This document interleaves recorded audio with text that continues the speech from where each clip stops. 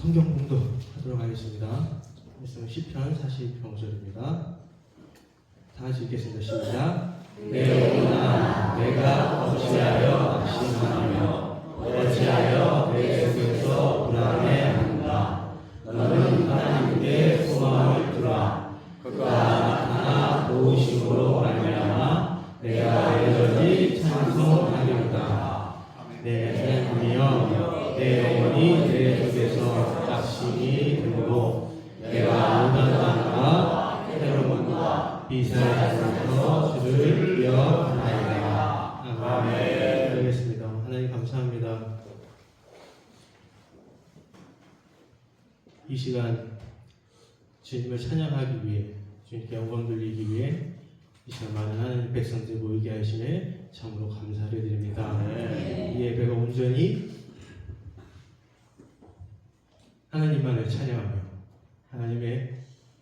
하나님께서 우리에게 부어주신 그 놀라운 은혜들을 이 시간 다시 한번 상기하며 우리의 입술로 고백하는 시간이 되게 하여 주시옵소서. 아멘. 이 전한 종이 말씀을 전합니다.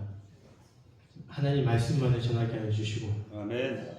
정말 하나님께서 부어주시는 성령의 능력으로 이 말씀이 우리 성도님들 마음밭에 새겨져서 살아감에 있어 정말 기쁨으로 하나님을 찬양하며 살아가는 귀한 성도님들 될 수 있도록 주님 함께하여 주시옵소서. 아멘. 예수님 감사드리며 기도드립니다. 아멘. 오늘 설교 제목은 조금 깁니다. 내면의 소리에 사로잡히지 말고 나 스스로에게 말하라고 하면 선포하라는 내용입니다. 아멘. 조금 무거운 얘기를 조금 드려야 되겠는데, 제가 아는 지인이 좀 됐어요. 좀 됐는데 저 밤에 연락이 왔습니다. 새벽 거의 다 됐을 거예요. 12시, 1시 연락이 와서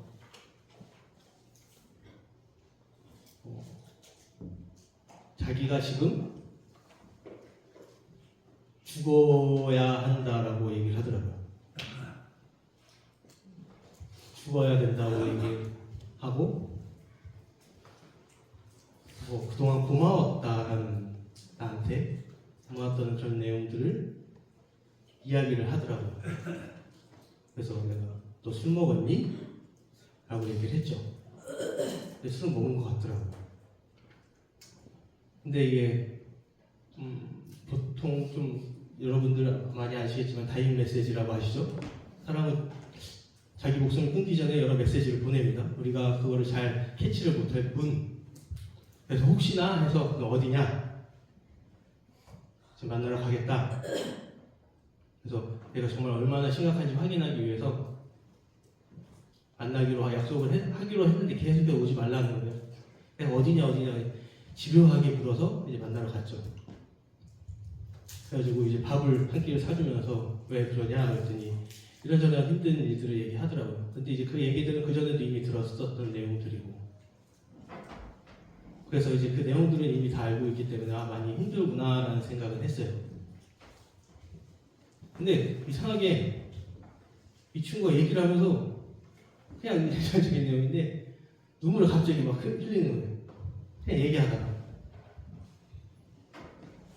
너 왜 울어? 그러니까 막 심각한 얘기도 아닌 타이밍에서도 계속 눈물이 흐르고 닦고, 그리고 또 조금 얘기하다 또 눈물이 또 흘리는 거예요.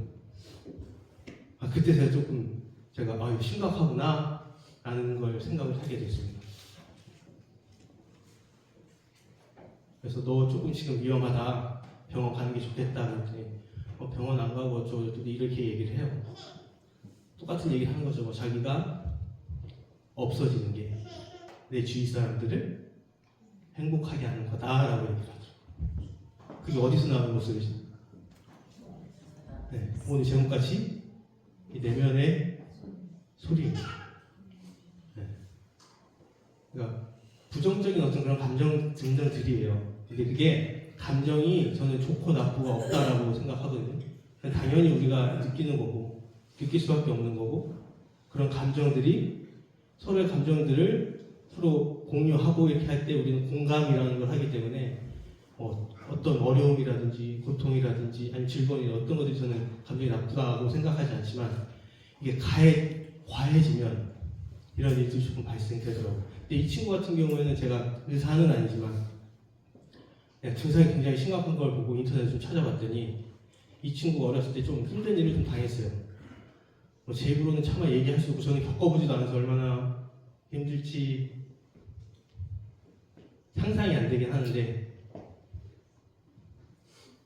자기 말로는 아버지가 자기 앞에서 농약이죠, 농약. 그걸 마시고 돌아가시는 모습 눈앞에서 봤대요.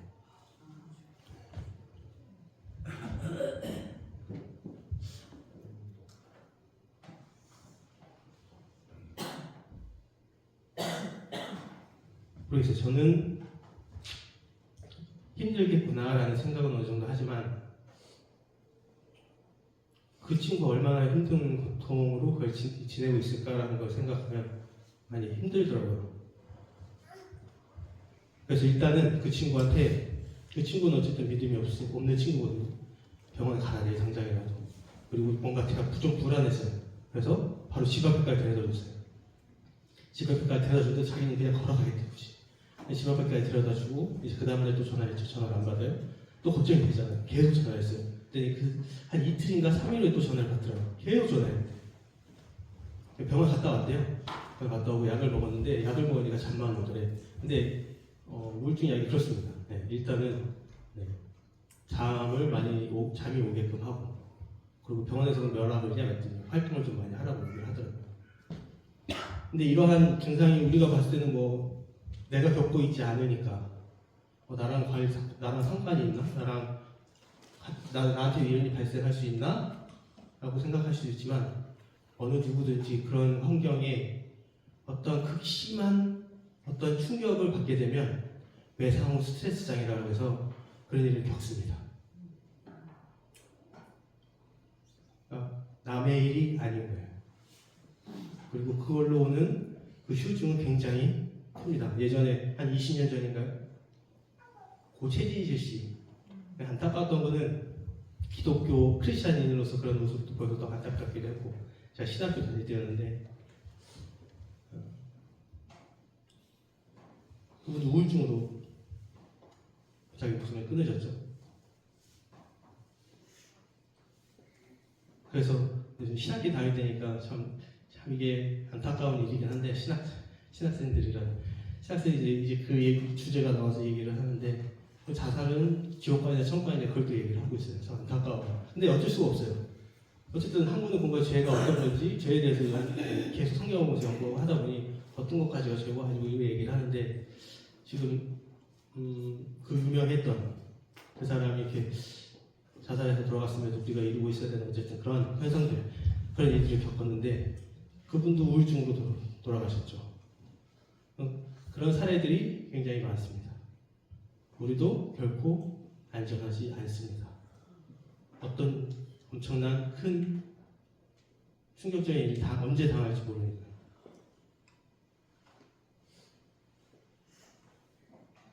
그래서 그 친구한테도 얘기를 했어요. 그 친구한테서는 이제 내용을 좀 들어보니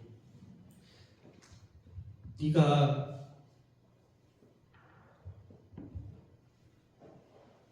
지금 그렇게 얘기하는 건 네가 말하는 게 아니야 라고 얘기를 했었어요. 그러니까 그 친구한테 우리 성경 읽고 이런 얘기를 할 수가 없잖아요. 이해를 하지 못하니까. 그러니까 저는 그 한마디 했었어요. 그 한마디. 지금 그 얘기하는 거 네 생각 아니고 네가 하는 거 아니야. 그때 그 친구는 내가 귀신이야? 뭐 이렇게 얘기하더라고요.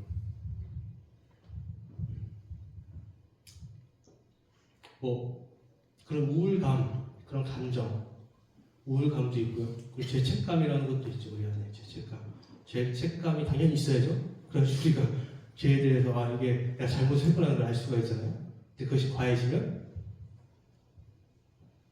정말 객관적으로 내가 잘못을 하지 않았음에도 불구하고 이거 저 나 때문이야.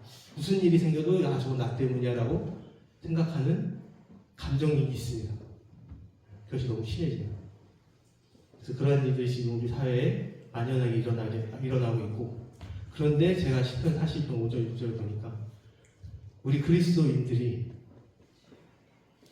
그런 어려움을 겪고 그런 부정적인 감정들을 느낄 때 어떻게 행동해야 되는지 이 시편 기자가 얘기를 해주고 있다는 거예요. 그리고 이 시편 기자가 얘기를 해준 게 아니라 본인에 대해서 얘기를 하고 있는 거예요. 본인에 대해서.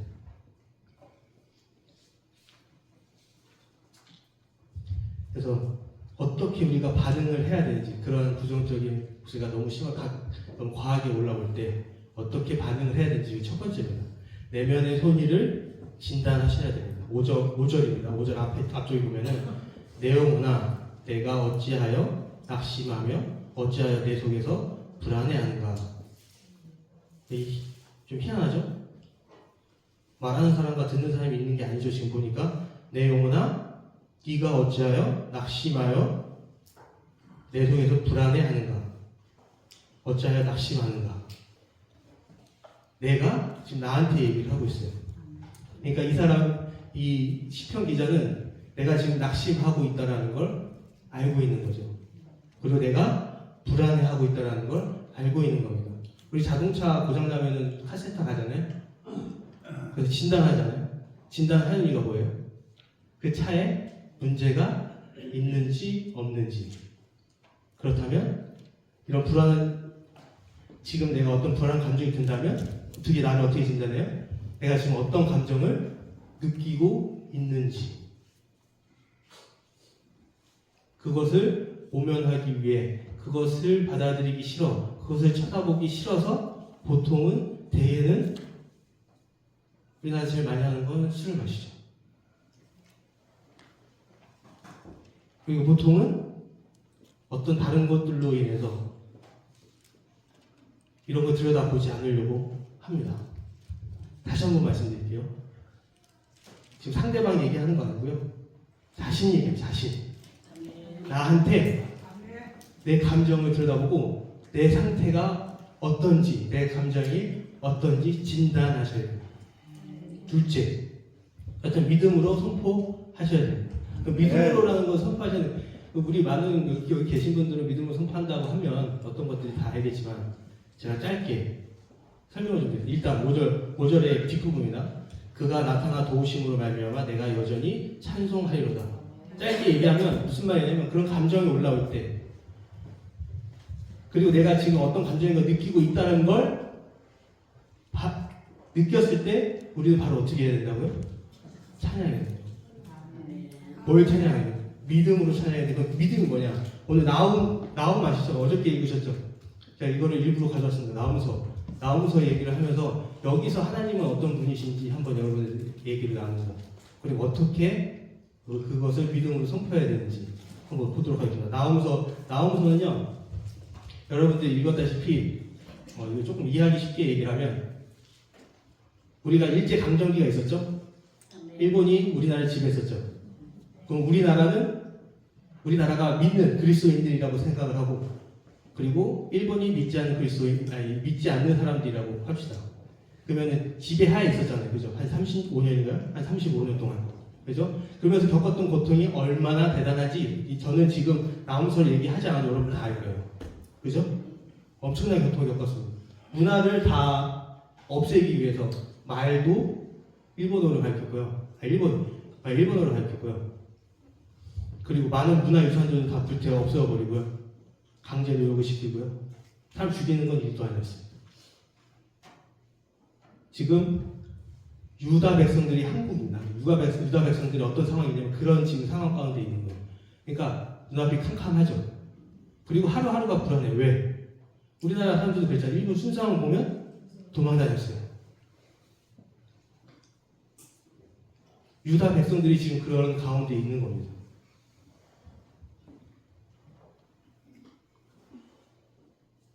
그렇게 극심한 고통으로 하루하루를 버티고 있었는데 나홈이라는 선지자가 예언을 해요.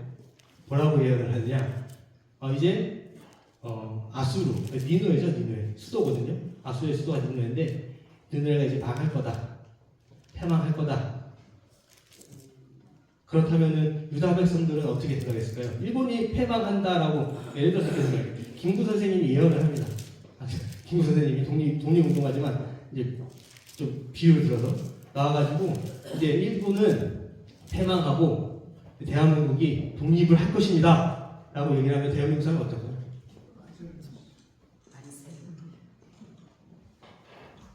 엄청 기쁘겠죠? 그리고 그 말, 그렇게 지금 현재는 그렇지 않더라도 그 말 때문에 어떻게 될까요? 위로가 되겠죠? 나훔이라는 이름의 뜻이 위로입니다. 위로. 그런 가운데서 하나님께서는 실제로 그 예언했던 것들을 이루어 나가세요. 정말 니느웨가 망하고요. 유다 백성들이 이제 그 해방하게 됩니다. 그런 일들이 발생하게 되는 거죠. 그러면 이 이야기를 통해서 우리가 알 수 있는 건 무엇일까요? 하나님께서는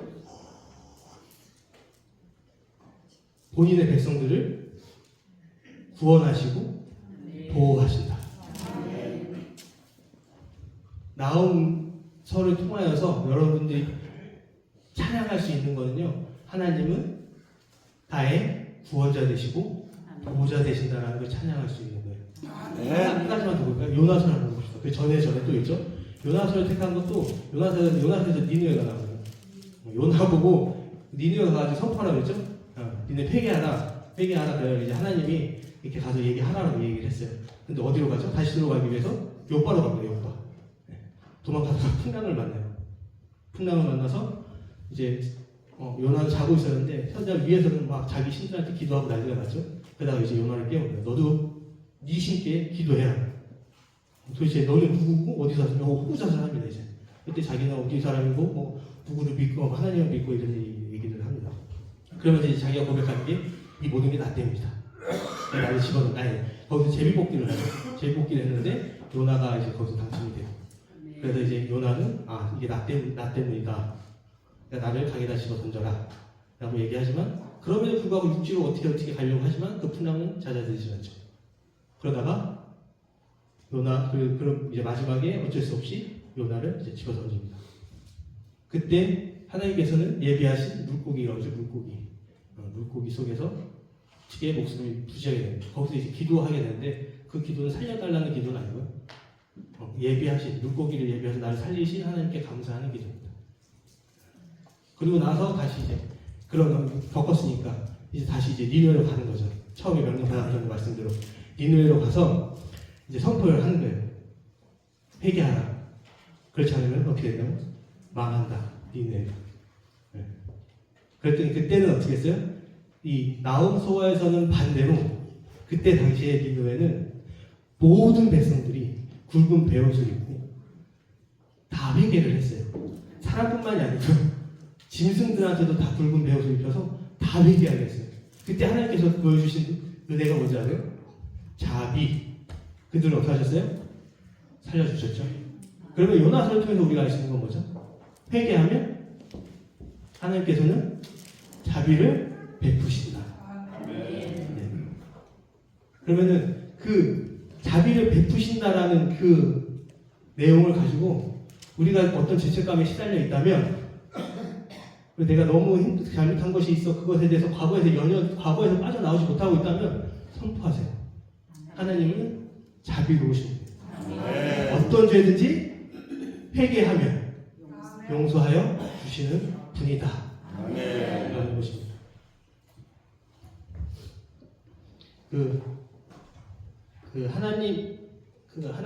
하나님께서 보여주신 그 놀라운 은혜와 그리고 하나님의 속성들을 우리가 성경을 통해서 많이 알 수가 있습니다.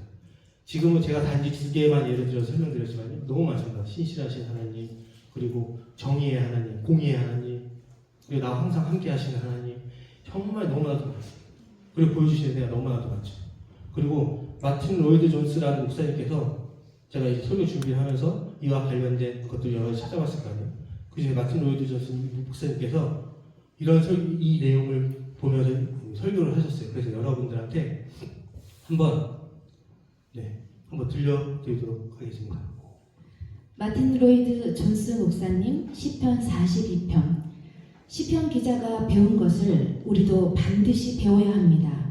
자기 자신을 스스로의 손으로 붙들어야 할 줄 알아야 합니다.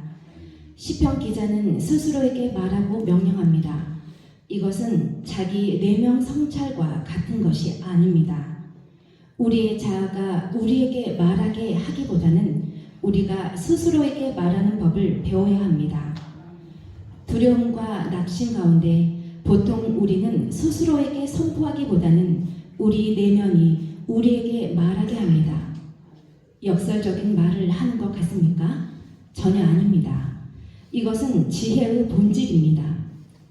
당신 인생의 대부분의 불행들은 스스로에게 말하지 않고 내면의 음성에 귀 기울인 결과임을 아십니까? 이 시편 기자는 굳건히 서서 말하고 있습니다. 나의 자아야, 내 말을 들어라. 그리고 스스로에게 하나님이 누구신지, 그가 행하신 일과 그의 약속이 무엇인지, 주께서 주신 부르심이 무엇인지 상기시켜야 합니다. 그리고 자아에 저항하고 세상에 저항하여 시편 기자와 같이 선포하십시오. 나는 여전히 나의 하나님을 찬송합니다. 만약 내면의 소리를 지배하게 된다면 아까 제가 말씀드렸던 제 아는 지인 어떤 말들이 올라올까요? 나는 쓸모없는 사람이야. 내가 없는 게 많은 사람들을 도와주는 거야. 그리고 너무 힘들어서 이제 정말 끝내고 싶어.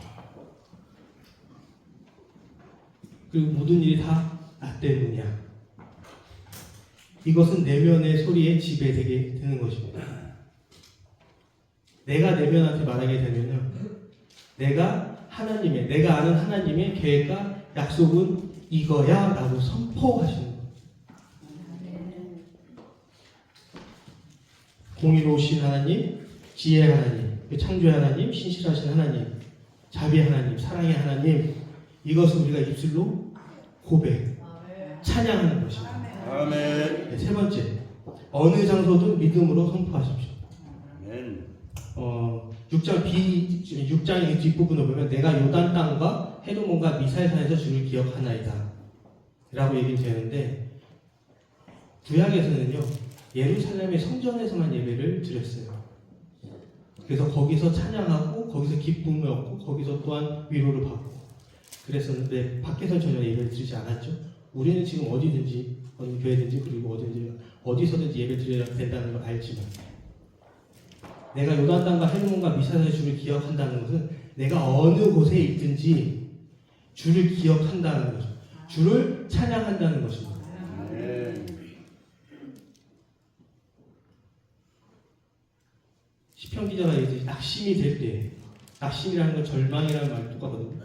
절망한다는 말은 앞으로 뭘 어떻게 해야 될지 모르는 그런 상황 가운데서도 어느 곳에 있든지, 여러분들 가정에 있든지 회사에 있든지 학교에 있든지 선포하십시오. 그리고 네 번째는 또 설교 말씀을 준비하다가 팀 켈러 목사님의 이분들이 이거에 대해서 설교를 준비하시는데 저는 보지 못했던 부분을 이분은 또 보셨더라고요. 그래서 이 네 번째 마지막 하나를 더 여러분들한테 말씀드리고 마무리하도록 하겠습니다. 네 번째입니다. 네 번째, 팀 켈러 목사님께서 하신 하나님과 예수님을 통해 보여주신 소망을 기억하십시오. 5절입니다. 너는 하나님께 소망을 두라. 하나님께 소망을 두는다라는 말은 무슨 말이냐면요, 우리 지금 이 세상에 살고 있는 창조된 모든 것들은요 영원한 것이 없습니다. 사람도 늙어서 죽고요, 건물도 오래되면 부서지고요, 그 어떤 것도 영원하지 않은데 영원하신 하나님, 아멘.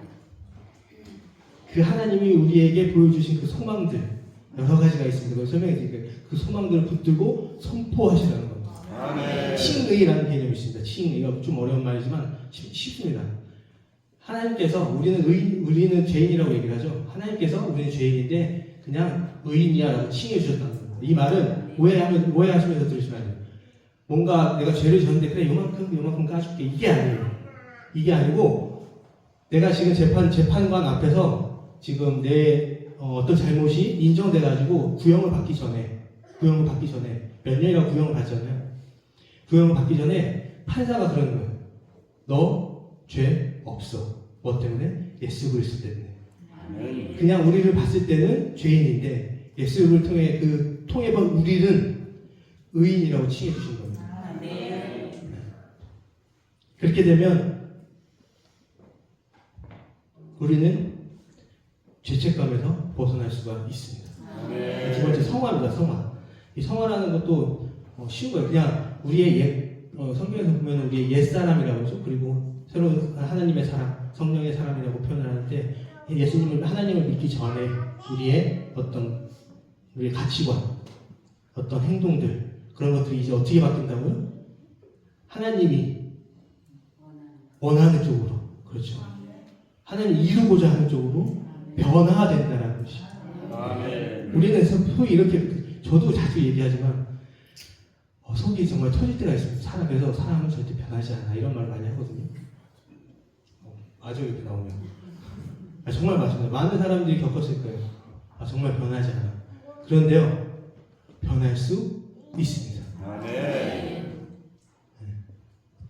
양자됩니다. 양자돼. 양자라는 건 여러분 잘 아시죠? 그러니까 내 친아들이 아니지만 데려와서 내 아들을 삽니다. 그 말은 뭐지요? 아버지가 부모님이 아들에게 줄 수 있는 그 사랑하고 일반 아이들한테 나라고 저하고 전혀 관계없는 아이들에게 주는 사랑이 다르죠? 양자가 되면 어떤 사랑을 주죠?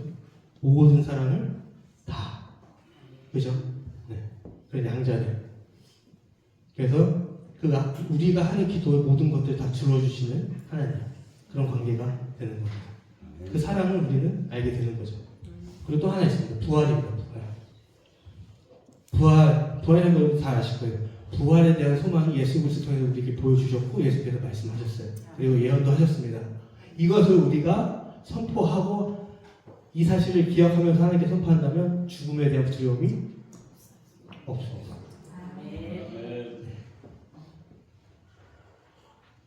죽음의 두려움에서도 해방된다는 것이죠. 다시 한번 말씀드리겠습니다. 첫째, 자신의 감정을 어떻게 해야 된다고? 진단해야 됩니다. 내가 지금 어떤 상태인지 진단해야 돼. 내가 낙심한 상태인지, 내가 지금 우울한 상태인지, 내가 지금 어떤 화난 상태인지 그런 것들 진단하시고요. 그리고 믿음으로 우리에게 소망을 주신, 우리는 세상 것에 소망을 두고 살아가지 않도록 하나님께서 이렇게 얘기를 해주잖아요. 많은 사람들이, 믿지 않는 사람들이 세상에 소망을 두고 살아가죠. 그래서 어떻게 해서든 더 살아보려고, 어떻게 해서든 더 벌어보려고, 그죠? 근데 우리는 거기에 소망이 없고 하나님이 약속하신 그것을 소망을 잡고 붙잡고 갑니다. 그 소망을 어떻게 해요? 선포하죠. 찬양하죠. 세 번째, 그게 꼭 교회에서만인가요? 아니요. 어디서든지. 네. 어디서든지 선포하십시오. 학교에서든, 그것이 직장에서든, 가정에서든. 그리고 마지막으로 하나님께서 예수 그리스도를 보내주셔 우리에게 보여주신 소망 엄청 많죠? 하나님에 대한 속성들도 있고요. 하나님 어떤 분이시다. 그리고 소망들을 우리가 상기해서 그것들을 선포하시는 겁니다.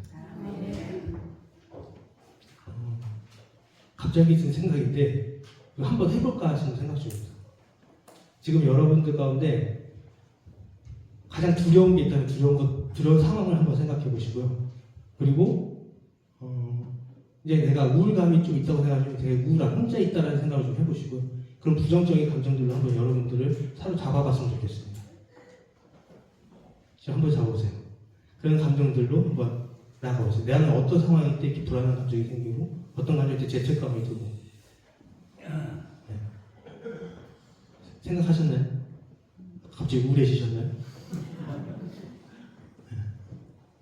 그럴 때 어떻게 해야 되는지 부탁 하나 드릴게요. 오늘 찬양하신 거 있죠? 성가대.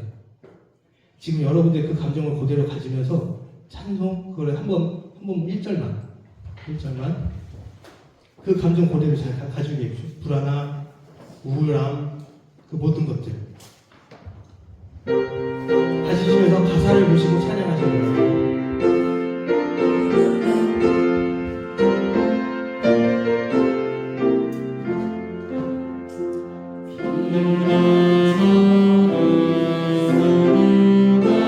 아